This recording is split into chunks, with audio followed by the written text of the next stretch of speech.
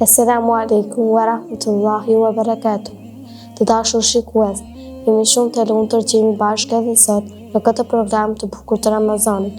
Sot do të flasim për një temë shumë të rëndësishme që na mëson se si të silemi më mirë me njerëzit që na duan shumë.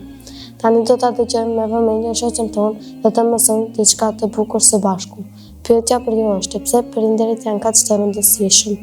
Bismillahirrahmanirrahim.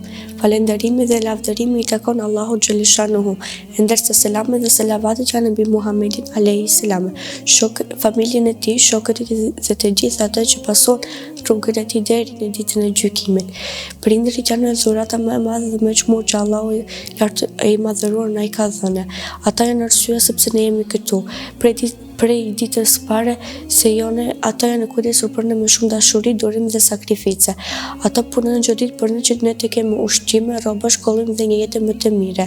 Prindërit na mësojnë fjalët e para, hapat e para dhe na mësojnë për të mire.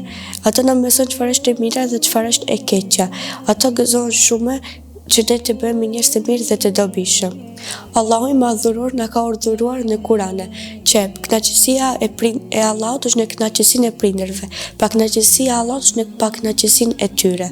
Prandaj prindërit duhet t'i respektojmë, t'i ndihmojmë në punë të shtëpisë dhe mos t'i hidherojmë dhe të lutemi për ta në namaz.